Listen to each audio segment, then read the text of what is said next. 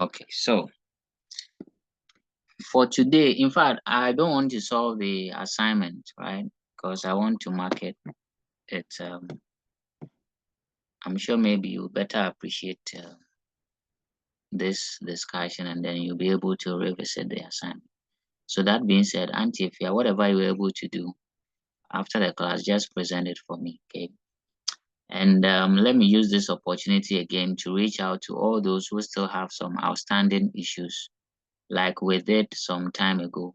Reach out to me. Let's organize another time to, discuss more or go over some of the things. The aim is to get you to understand the concept, okay? And for your parents to get value for what they are investing. Okay, so I was going to introduce the policies about the depreciation today, and then we'll solve questions where these policies are in.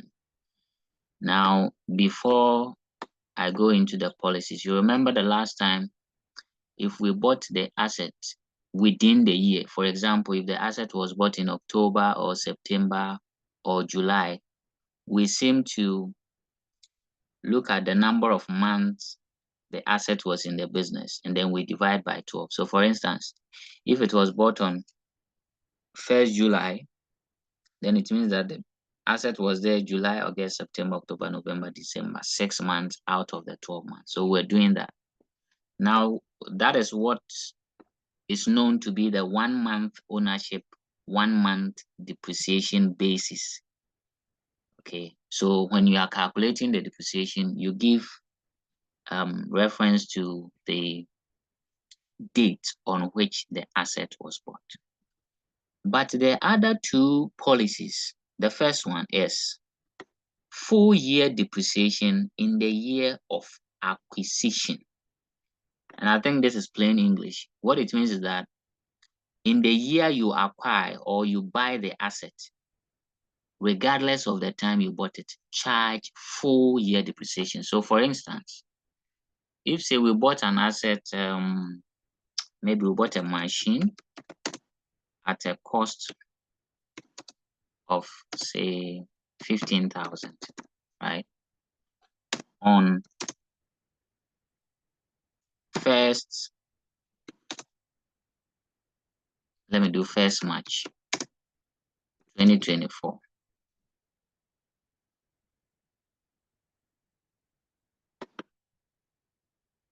Okay.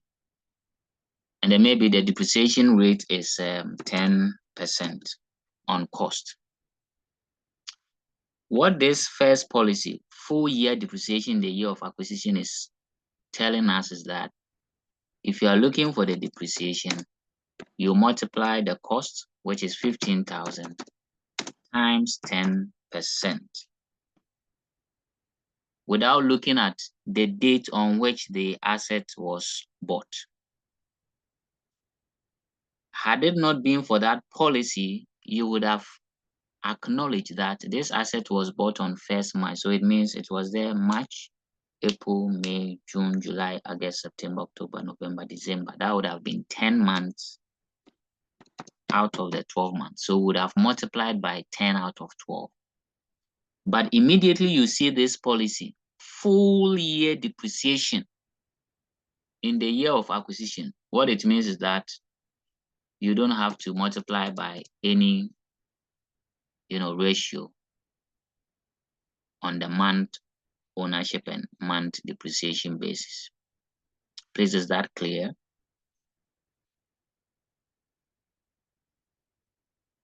Let me hear some responses. If that is okay, the explanation is okay for you. Professors?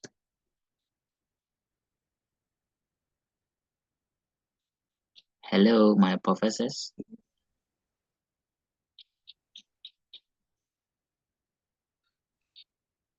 Yes, please. Okay. Yes, please. Okay, thank you very much. Now, the other policy is no depreciation in the year of disposal. No depreciation in the year of disposal. And in the year of disposal means the year we sell off the asset or we discard the asset. And I think just to address Auntie Fierce's concern about a certain scrap value, right? It's not always that we sell the asset. Sometimes the asset may be involved in an accident and we'll just, dispose it.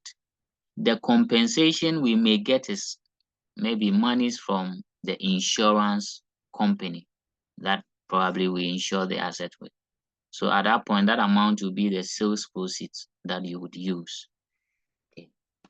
But when you say no depreciation in the year of disposal, it means that, for example, if the 12 months is from January to December, right? And then we sold the asset along the line, maybe we sold it on 30th September.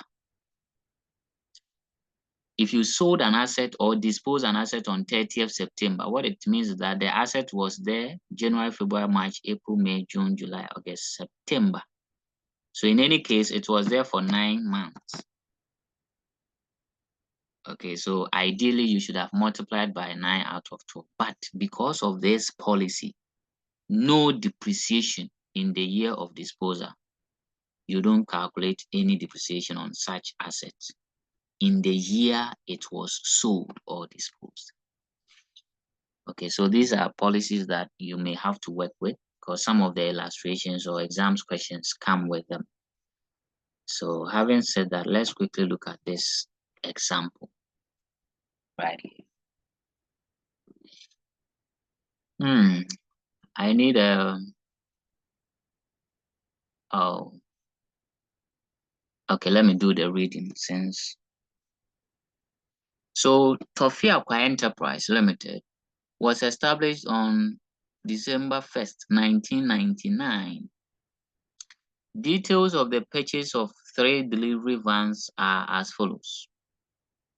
So they bought delivery vans on 1st January 2000, 1st January 2003, 1st July 2004, and these were the costs. Let's look at the additional information. We are told that all assets were purchased and sold by check. So here they have been specific. Check. So instead of using cash or cash book, you can use the bank. The next one says delivery van with number ER2200B was sold on December 31st, 2003. Okay. Another delivery van was also sold on 30th June 2004. Now look at the next one.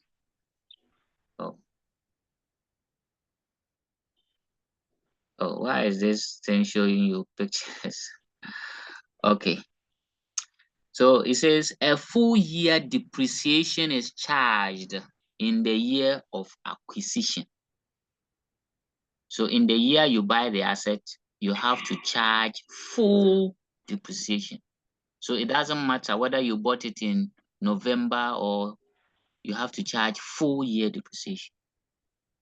And then no depreciation is charged in the year of disposal. Okay. The company's financial year ends on 31st December. So it means they start from January and end 31st December. Okay. Depreciation is charged at the rate of 20% on costs. So that's the straight line method. You are required to prepare the delivery van account, provision for depreciation, and then disposal. So let's dig in. Let's start work. Please pay attention. If you have any question, feel free and ask me. Mr. Amwa, I would answer your question. If answering your question would even last us through the class, I would prefer to do so. So delivery van account. Well, we need to indicate the name of the business, and that is Tofiakwa.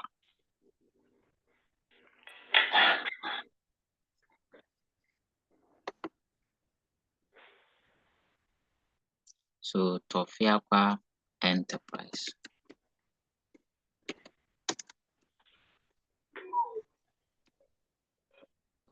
Delivery van. So please, Let's focus on the asset account. When we are done, we'll focus on the depreciation. Now, for the benefit of those who are just joining, we are looking at this question to be able to,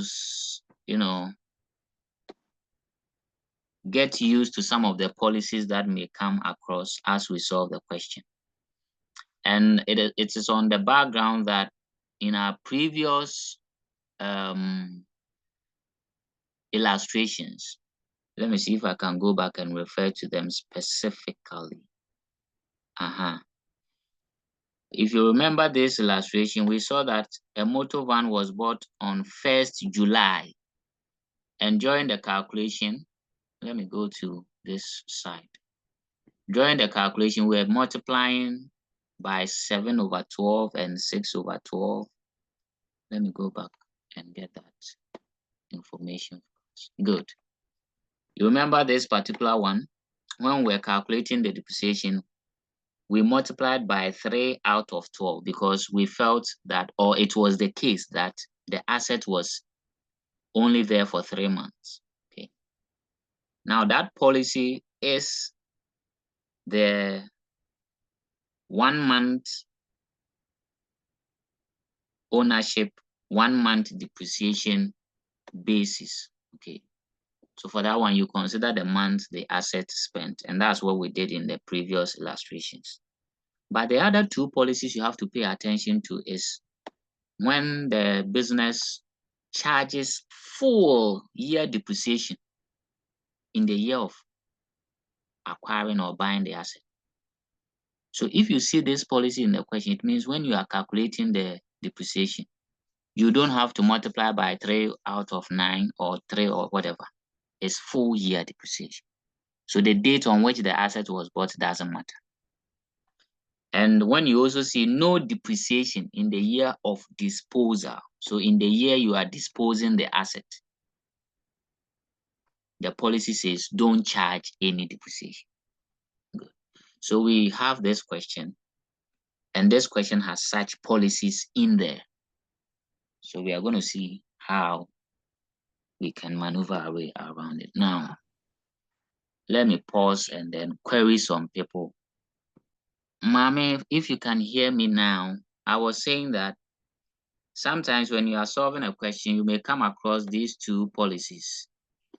And the first policy is that no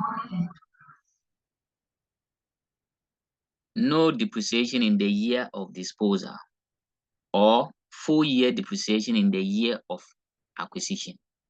So I'm saying when you see this, you don't really have to bother about the date on which the asset was bought or sold for you to multiply, let's say 9/12, because the asset was in the business for 9 months for that particular year. Okay. The policy is no depreciation, so you won't charge any depreciation. If it is full depreciation, you charge full depreciation without multiplying by any fraction.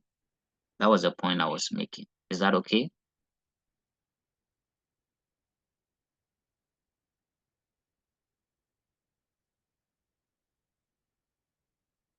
Okay, so we're looking at this question where the business bought, good. The business bought some delivery vans, and okay, Auntie Fia, please go ahead with your question.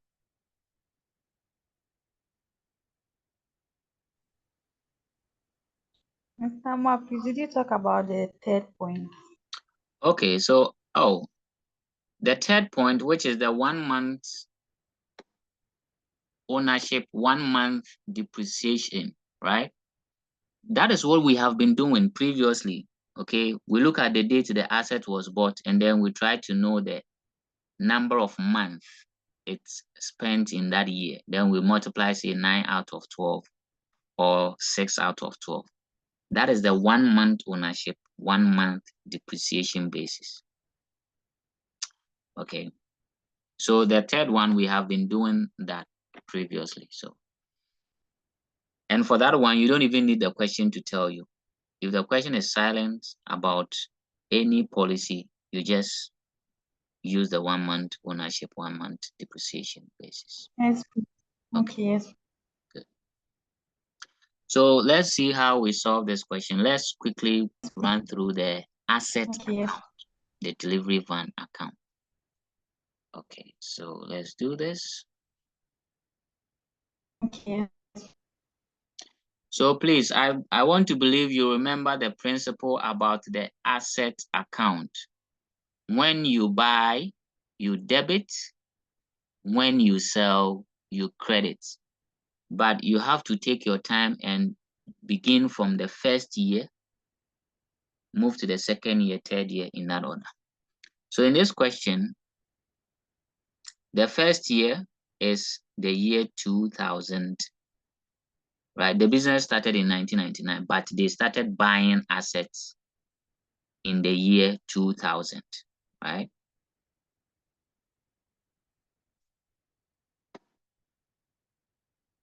So in that year, we are buying the first asset. So we go into our asset account and do a debit there.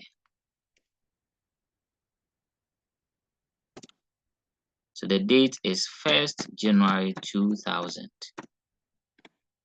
Remember, you are told that the assets were purchased and sold by check. So here we have to be specific and use bank because the question has specified um, the media through which the asset was acquired. So bank, you can add the labeling. So this ER2200B. That was the van that was bought. Then we put the amount there. That's 25,000. Okay. Did anything happen again in the year 2000 regarding whether we bought an asset or we sold an asset? And the answer is no. This is the only thing that happened. So you balance it and move it to the next year, which will be 2001. So when you are balancing your account, you know what to do now. Your carry downs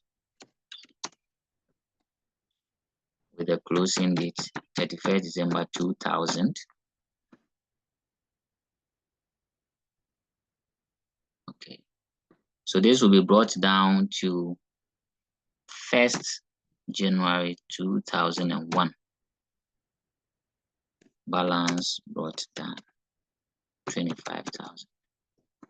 So you see, it's very simple. Just take the first year.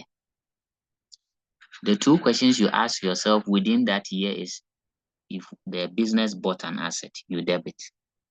If the business sold an asset, you credit. In both cases, use the cost of the asset. So in the year 2001, they only bought, so we have debited. They didn't sell anything, so we don't do any credit. And then we balance it and move to the next year. So in the next year, 2001, you go and ask yourself the same questions. Did the business buy any asset?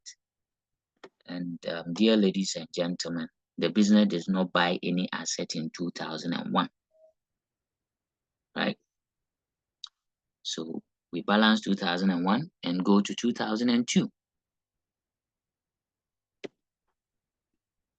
So 31st December 2001, balance carried down 25,000. Then we bring it down 1st January 2002, balance brought down 25,000. So we are now in the year 2002. You go and check, did we buy or did we sell? When we go through, the next was in 2003, 2004, and we were told there were some assets were sold in 2003, 2004.